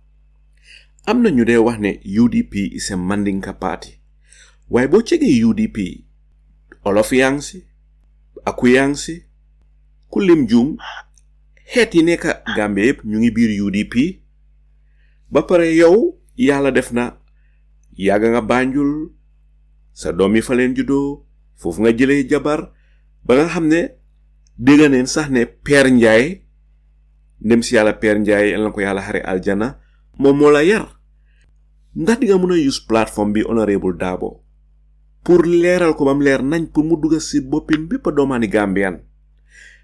Laajte bi mooy ndax UDP Mandinka party la am déet. UDP du Mandinka party te UDP du musa nekk Mandinka party. UDP party Gambians lañu. Gis nga this negative propaganda Yaya Jammeh moo ko commencé te soo seetee trend bi Yaya Jammeh su demoon fii Salum area Amat Ba su demee foofu dafa wax about tribalism ne réew mi nga tribalism ejut fii lu moo adresse mooy faana yi fa nekk because Amat Ba foofu la jógee Adama Barrow in fact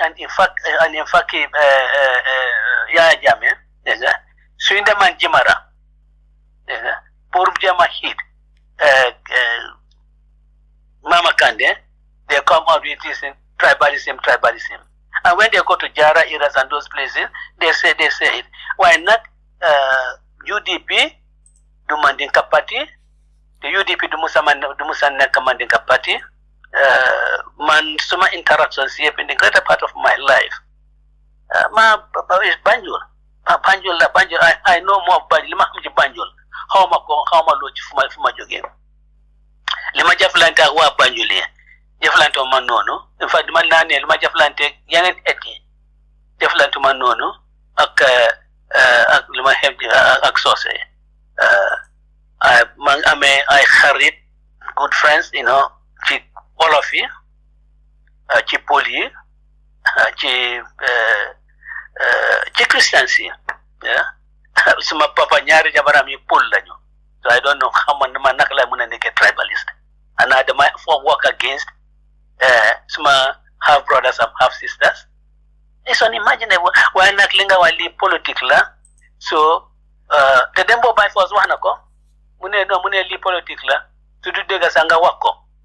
Ndanga yaha. Sa opponent bi. Wanako. Mune lolo ta mune UDP mandika bada. Mune ka nako na party. Nako na party bi for how many years? They were the UDP do party mandika. So legi, you joko palace. So we're not on around and say UDP, mandikola party oronyente. Nilo ya dabu kanyeta, abe mo be by the gently. Yeah. Why not? I've subsequent interview mune wow. Lo nak dafkawa because politically wakal lo hamne. Dinana ka disadvantage, munaka disadvantage. Why not Gambian si or voters si nyom wara the fight shen papa. You just one program line then present UDP. Yan programs line present Gambian scene. Programs you are they viable? Programs you do they have the potential of making Gambia a better place? Low line what I said, then they said da ki Sila la Santa, dan Jai la Santa, da Dabo la Santa. You Gambian voters low line what I live in. You said wow. Yes, Honorable Mabuga Hamref. 2018 mu am lo Musa wax ngene nit ku melni Talib Ahmed Bensouda su fekkee ne dafa bëgga run for the presidency ding ko encourage. Waaw ba pare fim nekk ni am na ñu bari ñu ngi wax ne bin starté UDP ba léegi ki ko jiite mooy Honorable Ousainou Darboe.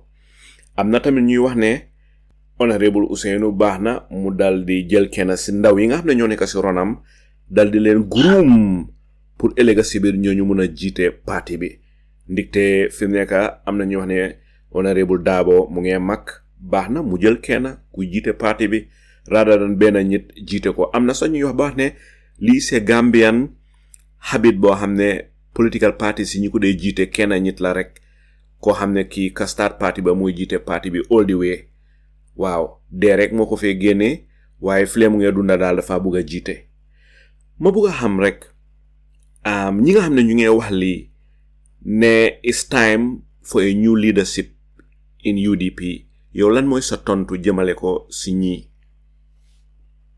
Well, let me just clarify and something. The mention of Talib dama ne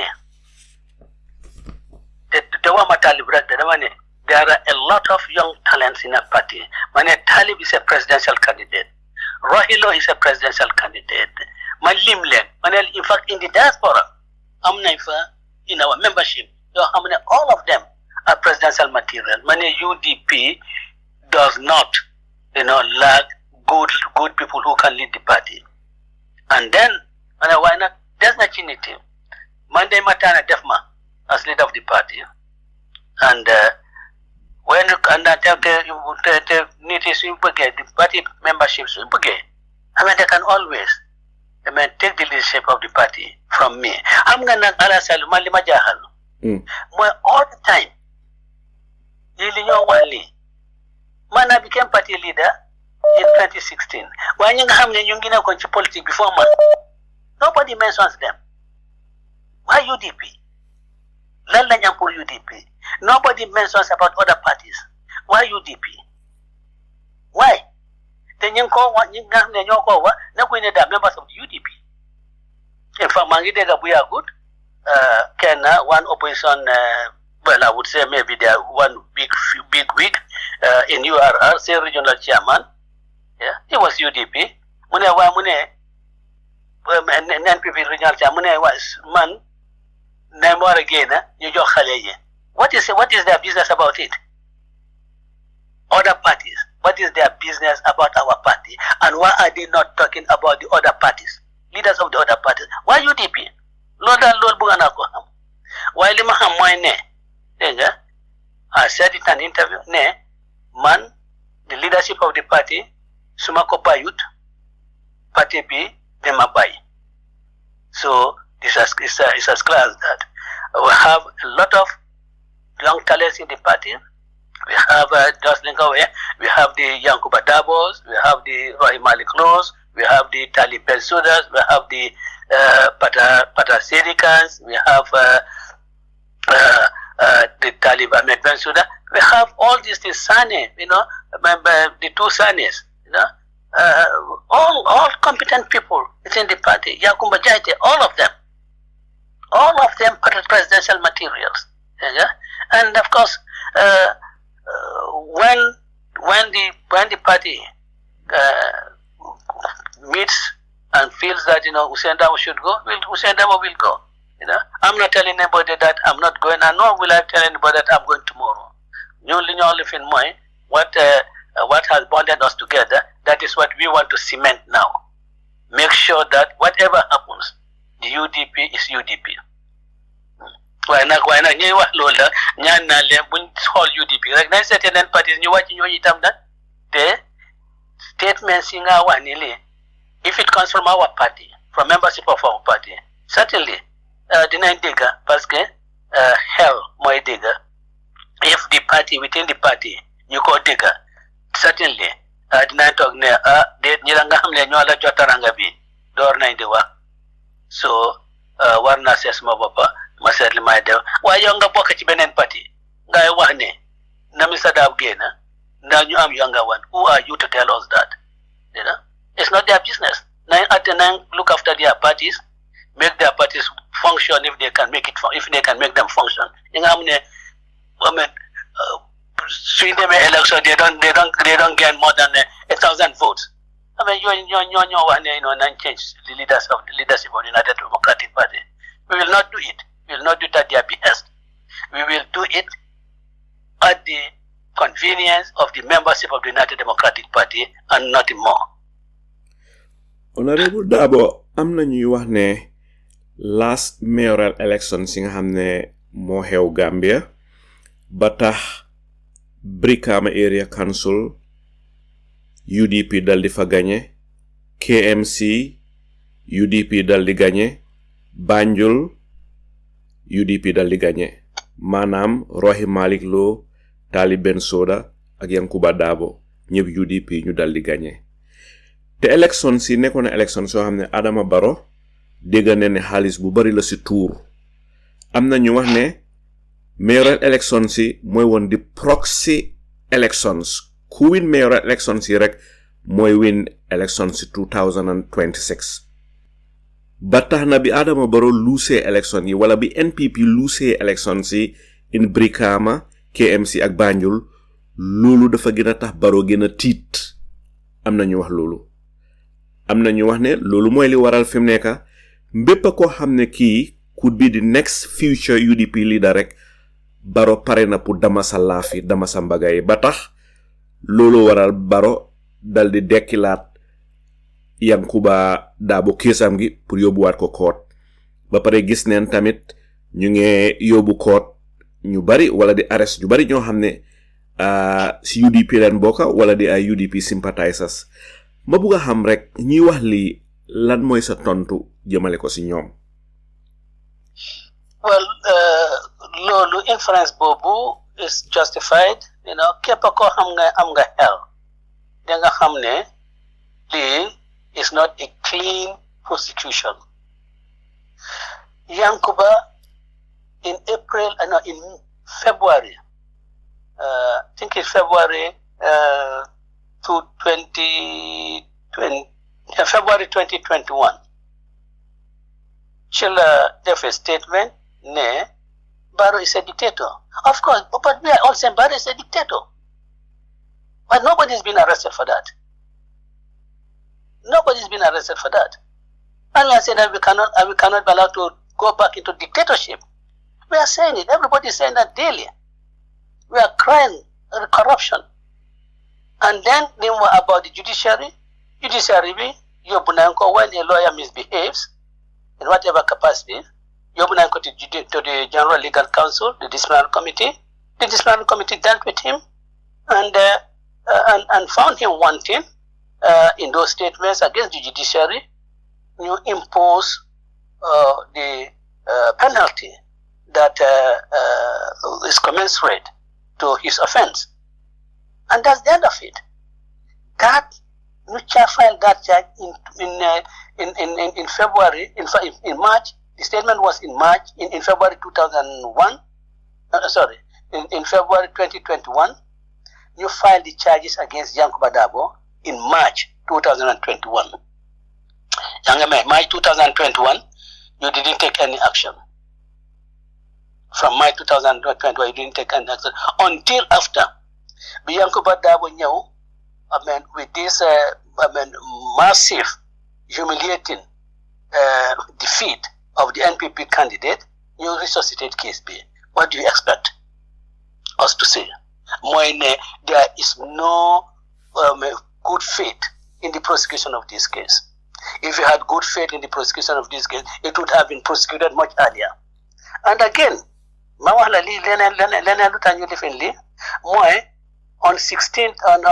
26th of July this year, I got the United Democratic Party and two other individuals to file cases against some appointments, challenge the constitutionality of the appointment of some people. Henry Gomez. In the civil, Henry Gomez. So all these things, more than Nahari. Yankuba win case, a landslide. And then you live in and then all these people, go give them work somewhere else and pay, let the NPP pay them, or let their party pay them. But you cannot keep political advisors who go on campaigning for the NPP and they are being paid by the state. You cannot allow that. It is wrong. You are trying to give hard time to government. Well, I say to you, hard luck. We will be proud to do that. I would have thought that, in fact, other people would join me in this. And I said that, I had in fact got into some other people, but then nothing's happening. So we decided to go ahead. That is UDP. When we feel that something is wrong, it offends the Constitution and we cannot stand it, we take the matter to the court. If the Supreme Court rules in our favor, fine. If it rules against us, fine. But we would have indicated and articulated our grievance. Articulate ku finga hamne fofu lan ko war articulate. So you have more than nahari. So okay, Yankuba yalla tere su fekke li mbuga lol la ñam sit bobo dafa gëna attack Gambians, the people of West Coast will even get their rejection of NPP will even increase more. So the best thing for them to do is to really withdraw that case against Yankuba, so that we continue the definitely giving a hamne low last start. So it is politically motivated, and as we said on an occasion, it is a wrongful exercise of prosecutorial discretion. Discretion where like the good faith is not in it. So you are genuinely concerned about it. Since March 2021, you would have prosecuted the case and finished with it. And in any case, the disciplinary committee of the General Legal Council has dealt with it. I don't know how they are going to handle that. They are the big lawyers. They have a lot of big lawyers in the police, a lot of big lawyers in the Ministry of Justice. They know how they are going to deal with that situation. But then the bad faith the malafidés of it, they cannot really escape that. They can't. Honorable Darboe ma buga xam rek fim nekka ñetti at donga moy li des pour 2026 dal di ñew ma buga xam te doomani Gambia yépp buga nañu xam kan nga foog ne moy nekka di flag bearer of UDP si presidential election si 2026 ak ban party nga foog ne moy gagné moy win election si presidential elections 2026. Well, Kinaka presidential bearer for the 2026 presidential election, mun manakowa, parce que the selection committee of the party has not yet invited invitations for selection as a candidate for the 2026 presidential elections. If you have applicants, then of those applicants, one can gauge as amongst them who is really the winning candidate amongst them. But for now, we cannot say that. And certainly, as to can Mawara win the next elections, the way things are, all indications are that UDP might win the next presidential election. Those are the indications. Finally, Honorable Darboe, you have served your country well. Wax dëgg xam naa ne sa political opponents yi sax xam nañ ne you are a force to be reckoned with in Gambian politics. Ba tax na fi mu nekk ma bugg a xam rek ñu ngi laa ñaanal fan bu gudda bu ànd ak wér gu yaram. Waaye question bi ma mujjee laajte tey mooy how do you want to be remembered? Na nga buggee Gambian yi fàttale ko wala long after you leave the scene ñun ñëpp nañ fi musa jógee waaye yow long after you leave the scene how do you want to be remembered? Na nga buggee Gambia ak Sénégal ak àddina si yëpp fàttale ko la. Good question. I don't know whether I should put it in my in the compartment of a lawyer or in compartment of a politician. I don't know which I should do. Jël ko as a politician. I want to say what I would be remembered for is that here is a man who is very peace-loving, a man who has always appealed to his supporters to abide and respect the laws of the land. That is what I would want the Gambians to remember me, because I had every opportunity of putting this country, of putting our country on flames, but it doesn't do well, because I don't want to be remembered for having initiated the destruction of Gambia. I don't want to be remembered for that. So I want to be remembered as the person who really very peaceful, very peace-loving, and wants everything to be done peacefully, and wants us to live as good neighbors. That is what I want to be remembered for. Honorable Darboe, nga dal di tàggatoo sun auditeurs yi. jërëjëf Alaaji Salif, gërëm naa la lool opportunity bi ma jox ne pour ma share ak Gambians a little bit about the small things I did, and I think the big things I also stand for our country. Pour wane ko li ma bëgg a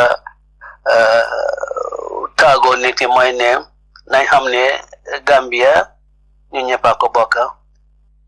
Man ëppalewuma ci kenn ëppalewuma ci Gambia, waaye nag ñun nga xam ne ñu ñëpp réew moom lañ waxee ne ñun ñoo ko moom, ñun ñoo ko bokk, te kenn ëppalu ci kenn. Bon donc ñun ñëpp nañ war a joxante respect to each other. ñu gis ne daal lépp lu ñoo def mu ànd ak teggin. Bu ma suma at bi ma am maa ngi am so many years as a lawyer ak so many years, dund na so many years, loolu tax may treat ki nga xam ne is 30 years old ci anam boo xam ne jaadut ak waruma koo def, te war ñoo itam gis ne suñ place war naa tax ñuy def loo xam ne jubut loo xam ne correctut loo xam ne nekkul njëriñ réew mi after all li ma always believe in mooy place bi nga xam ne may ut place boo xam ne place bu fort la te man dama war a respect place boobu dama war a respect ku toog ci place boobu su fekk as an individual respect ma ko te wax ma ne rek as an individual respect ma ko fa toog waaye nag place bi war naa ko respect te di wéral ñëpp institutions in particular ne UDP hopes to work with all the institutions. Police in Gambia, all the security outfits, UDP believes we should work with them. So, we nangunak you use len in a way bo hamne elek asibino not difficult pour you liggéey together. I'm not people in the security forces, you hamne at personal levels. I have talked to them and I've given them my personal encouragement. Because I cannot do that in the publicly, because if you do, then you want to okay UDP. I have done that. And I'll continue to do that, continue to congratulate them, all institutions. Moi soon CSOs, I mean, moi soon Lifini, soon enterprises, you know, soon state enterprises, SEOs, my soon civil service, whatever institutions are in the country, we treat them with respect, and we expect that when we come in 2026, we'll be working together to make our country a better place, and that we will work together to make sure that they operate independently as heads of their institutions, as members of their institution, without any political interference. That is what I want to part with, and to say that this is what we believe in, and certainly this is what we will implement, and that is why Lamin Diba and myself, we disagreed with some of the people who were really in government position and yet wanting to do party politics. Gërëm naa leen lool ci seen patient bi pour déglu suma waxi ñàkk fayda yi. Thank you very much, Alay Salif. Jërëjëf Honorable Ousainou Darboe, mbokk yu tedda yi, kooku ngeen doon déglu mooy di veteran politician Honorable lawyer Ousainou Darboe, di njiit si parti bi nga xamee United Democratic Party, mooy woon sun gan. Honorable Ousainou Darboe, maa ngi lay gërëm di la sant si sa waxtu, maa ngi lay gërëm di la sant tamit si lépp loo xam ne li liggéeyal nga ko Gambia, ñaxal nga Gambia, gaañ nañ la tuur neen sa deret te Gambia dal di tax, dugga nga kaso sax te Gambia dal di tax. te xam naa ne Gambia ni even sa political opponents sax ak sa nooni sax war nañu appreciate ne dëgga lum tuuti ñaxal nga Gambia, liggéeyal nga Gambia, ba tax na ñu ngi lay gërëm lépp loo xam ne li jàll na fi, lépp luñ fi waxtaanee tey dañuy jël waxtaan ji rek dal di ko umba dal di leen ko jébal. yéenay jooji si, yéenay àtte waxtaan bi. man maay ki doon joxe laaj tey Honorable Ousainou Darboe, the leader of the United Democratic Party, moom mooy ki doon joxe tontu yi. bon fi mu nekk ñu dal di leen jébal tontu yi. seeni mbokka Salieu Njie.